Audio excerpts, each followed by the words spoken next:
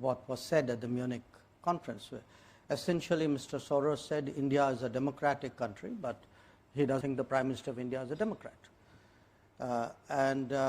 By the way, a few years ago, in the same conference, I was there at that time, he actually accused us of planning to strip millions of Muslims of their citizenship, which of course didn't happen. It was a ridiculous suggestion.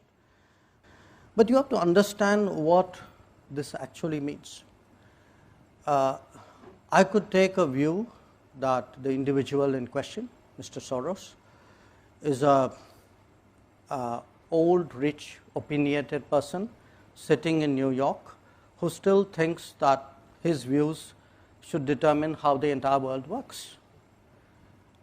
Now, if I could only stop at old, rich and opinionated, I would put it away.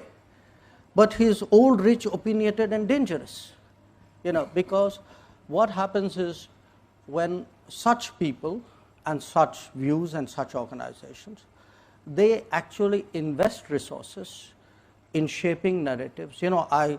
I spoke about globalization. Now, what globalization does is it actually creates a lot of the seamlessness of globalization, which creates all the opportunities, also allows narratives to be shaped, money to come in, foundations to go about their agenda.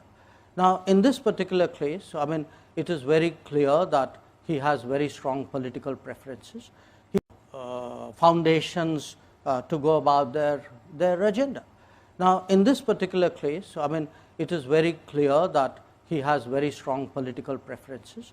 He actually thinks that, doesn't matter that this is a country of 1.4 billion people, we are almost there, whose voters decide how the country should run.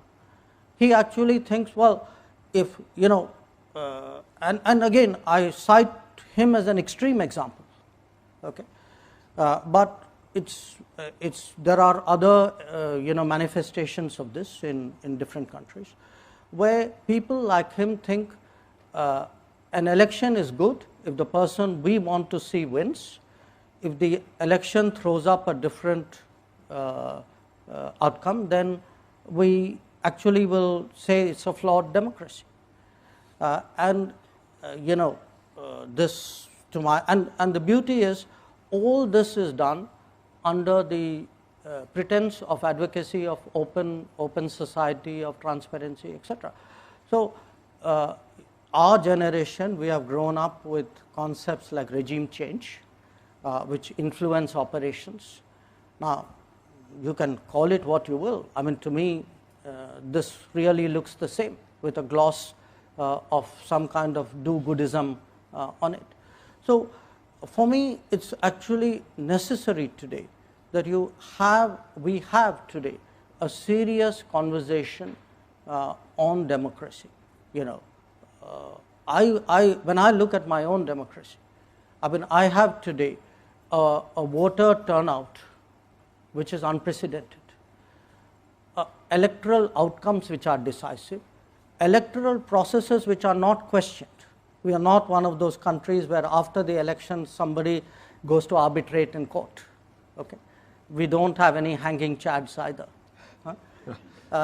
And where you actually say, I will sit in judgment over the verdict of voters. Now, my